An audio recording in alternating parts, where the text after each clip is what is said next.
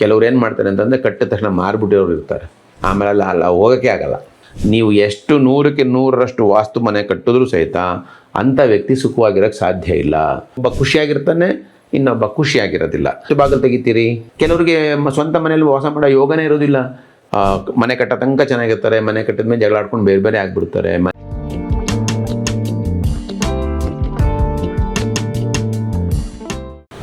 ಆತ್ಮೀಯ YouTube channel ವೀಕ್ಷಕರಿಗೆ ಮೈಸೂರು ಚಾನಲ್ಗೆ ಸುಸ್ವಾಗತ.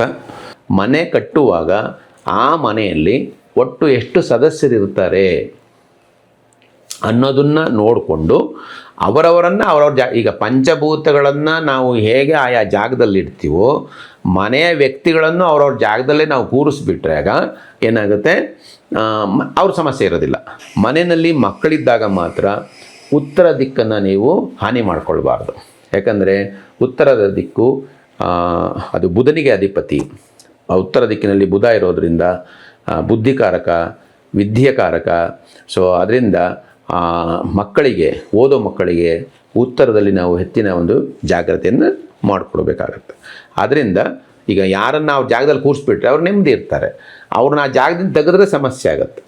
ಸೊ ಹಾಗಾಗಿ ಮನೆ ಸದಸ್ಯರು ಎಷ್ಟು ಜನ, ಒಗ್ಗೂಡಿದ ಕುಟುಂಬ ಇದ್ದರೆ ಎಷ್ಟು ಜನ, ಅಥವಾ ನೆಂಟರುಗಳು ಬರ್ತಾರೆ ಬಂದು ಹೋಗ್ತಾರೆ, ಅವ್ರಿಗೆ ಎಲ್ಲಿ ಜಾಗ ಮಾಡಬೇಕು, ಇದ್ರ ಬಗ್ಗೆ ನಾವು ವಿಚಾರಗಳನ್ನು ನಾವು ತಿಳ್ಕೊಬೇಕಾಗತ್ತೆ. ಸೊ ಮತ್ತೆ ಒಂದು ನೀವು ಗಮನಿಸಬೇಕಾಗಿರೋದು ಏನು ಅಂತಂದರೆ, ಮೊದಲೇ ಒಂದು ಸತಿ ಹೇಳಿದ್ದೆ, ಏನಪ್ಪ ಅಂತಂದರೆ ಮನೆ ನಿವೇಶನ ವಕ್ರವಾಗಿದ್ದ ಸಂದರ್ಭದಲ್ಲಿ ಆಯತಾಕಾರವಾಗಿ ಮಾಡಿಕೊಂಡು ಕಟ್ಟಿ ಅಂತ ಹೇಳಿದ್ವಲ್ಲ, ಕಾಂಪೌಂಡು ಸಹಿತ ಆಯತಾಕಾರವಾಗಿ ಅಥವಾ ಚೌಕಾಕಾರವಾಗಿ ಹಾಕೋಬೇಕು. ಉಳಿದ ನಿವೇಶನಗಳಿಗೆ ನೀವು ಸಪ್ರೇಟಾಗಿ ಒಂದು ಕಾಂಪೌಂಡ್ ಹಾಕೋಬೋದು, ಇಲ್ಲ ಅಂತಂದರೆ ಒಂದು ಬೇಲಿ ಮುಳ್ತಂತಿ ಹಾಕ್ಕೊಂಡು ಅದರಲ್ಲಿ ನಿಮ್ಮನ್ನ ಸುಪರ್ದಿಗೆ ಇಟ್ಕೋಬೋದು. ಸೊ ಆಯತಾಕಾರವಾಗಿರತಕ್ಕಂಥ ಮನೆಗೆ ಆಯತಾಕಾರವಾಗಿರ್ತಕ್ಕಂಥ ಕಾಂಪೌಂಡೇ ಇರಬೇಕು. ಚೌಕಾಕಾರವಾಗಿರ್ತಕ್ಕಂಥ ಮನೆ ಪಾಯಕ್ಕೆ ಚೌಕಾಕಾರವಾಗಿ ಕಾಂಪೌಂಡ್ ಇರಬೇಕು. ವಕ್ರ ನಿವೇಶನಗಳಿದ್ದಾಗ ಆ ವಕ್ರ ಎಷ್ಟು ಇದು ವಕ್ರ ಇದೆಯೋ ಆ ವಕ್ರತ್ವವನ್ನು ನಾವು ಕಟ್ ಮಾಡಿದಾಗ ಬರೋ ನಿವೇಶನವನ್ನು ಕಾಂಪೌಂಡ್ಗೆ ಸೇರಿಸ್ಕೋಬಾರ್ದು. ಇದು ಒಂದು ಗಮನದಲ್ಲಿ ಇಟ್ಕೊಂಡು ಮನೆ ಸದಸ್ಯರನ್ನು ನೋಡಿಕೊಂಡು ಮನೆ ಸದಸ್ಯರಿಗೆ ಅನುಗುಣವಾಗಿ ಕೋಣೆಗಳನ್ನು ನಾವು ಕಟ್ಕೋಬೇಕಾಗತ್ತೆ. ಎಷ್ಟು ರೂಮ್ನ ಅವಶ್ಯಕತೆ ಇದೆ. ಈಗ ಮನೆಯಲ್ಲಿ ತಂದೆನೂ ಇರ್ತಾನೆ, ಮಗನೂ ಇರ್ತಾನೆ ಅಂತಂದಾಗ ನೈಋತ್ಯ ದಿಕ್ಕಿನಲ್ಲಿ ನಾವು ಮೊದಲನೇ ಮಹಡಿ, ಎರಡನೇ ಮಹಡಿ ಕಟ್ಕೊಂಡಾಗ ರೂಮ್ಗಳನ್ನು ಅಲ್ಲೇ ಕಟ್ಕೋಬೋದು ಮೇಲೆ. ಸೊ ಆ ರೀತಿ ಮನೆ ಸದಸ್ಯರ ಸಂಖ್ಯೆಗೆ ಅನುಗುಣವಾಗಿ, ತಮ್ಮ ಅವಶ್ಯಕತೆ ತಕ್ಕಗೆ ಅನುಗುಣವಾಗಿ ಮನೆಯನ್ನು ಕಟ್ಕೊಳ್ಳೋದನ್ನು ನೀವು ಪ್ಲ್ಯಾನ್ ಮಾಡ್ಕೊಳ್ಬೇಕಾಗತ್ತೆ. ಇದು ನಾವು ಮನೆ ಕಟ್ಟೋಕ್ಕಿಂತ ಮುಂಚೆ ನೋಡಬೇಕಾದ ಒಂದು ಕ್ರಮ.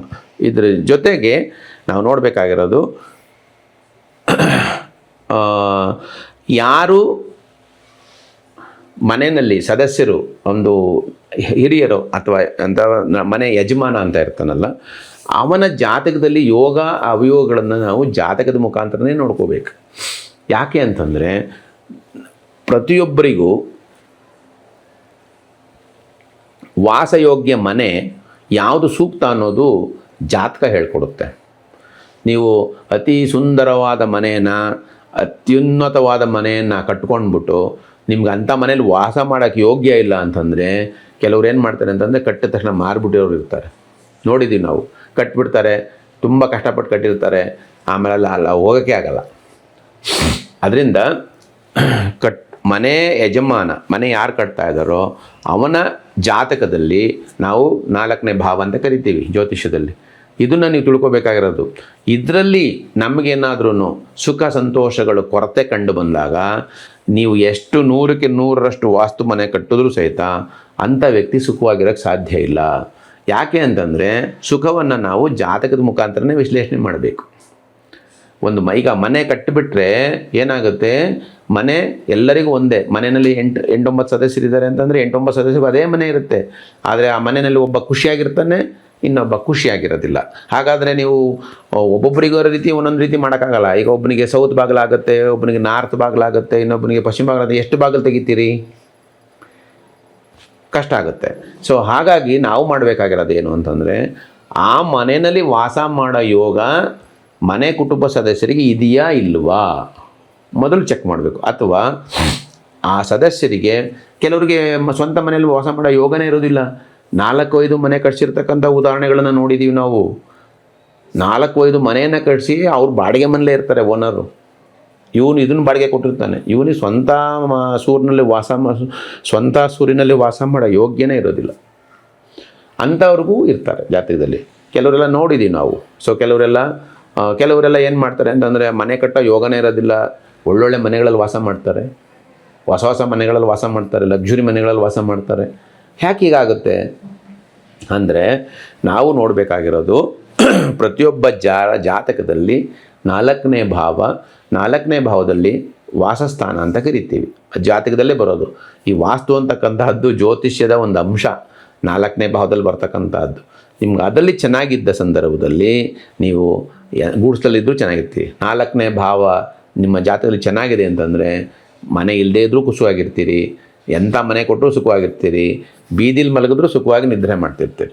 ಸೊ ಆ ರೀತಿ ಬರುತ್ತೆ. ಹಾಗಾಗಿ ಪ್ರತಿಯೊಬ್ಬ ಸದಸ್ಯರ ಒಂದು ಜಾತಕಗಳನ್ನು ನೋಡಿಕೊಂಡು ಅವ್ರಿಗೇನಾದರೂ ಅಲ್ಲಿ ವಾಸ ಮಾಡೋಕ್ಕೆ ಯೋಗ ಇಲ್ಲ ಅಂದಾಗ ಅವ್ರಿಗೆ ಏನು ಮಾಡಬೇಕು ಅಂತಕ್ಕಂಥದ್ದನ್ನು ನಾವು ನೋಡಬೇಕಾಗತ್ತೆ. ಸೊ ನೀವು ನೋಡಿರ್ಬೋದು, ಕೆಲವರೆಲ್ಲ ಮನೆ ಕಟ್ಟೋ ತನಕ ಚೆನ್ನಾಗಿರ್ತಾರೆ, ಮನೆ ಕಟ್ಟಿದ ಮೇಲೆ ಜಗಳ ಆಡ್ಕೊಂಡು ಬೇರೆ ಆಗಿಬಿಡ್ತಾರೆ, ಮನೆಗಳೆಲ್ಲ ಡಿವೈಡ್ ಆಗಿಬಿಡುತ್ತೆ. ಇದೆಲ್ಲ ಯಾಕಾಗತ್ತೆ ಅಂತಂದರೆ ಅವರಿಗೆ ಯೋಗ ಇರೋದಿಲ್ಲ. ಸೊ ಹಾಗಾಗಿ ಕುಟುಂಬ ಸದಸ್ಯರನ್ನು ನೀವು ಎಷ್ಟು ಜನ ಇರ್ತೀರಿ, ಆ ಎಷ್ಟು ಜನದಲ್ಲಿ ಏನಾದರೂ ಸಮಸ್ಯೆ ಇದ್ದಾಗ ನಾವೇನು ಮಾಡಬೇಕು ಅಂತಕ್ಕಂಥದ್ದನ್ನು ಜ್ಯೋತಿಷಾಸ್ತ್ರ ಮುಖಾಂತರ ತಿಳ್ಕೊಂಡು ನಾವು ಅದಕ್ಕೆ ಒಂದು ಫಸ್ಟ್ ಏಡನ್ನು ಮಾಡ್ಕೊಂಬಿಟ್ರೆ ಎಲ್ಲರೂ ಸಹಿತ ಮನೆಯಲ್ಲಿ ಸುಖ ಸಂತೋಷದಿಂದ ಬಾಳ್ಬೋದು.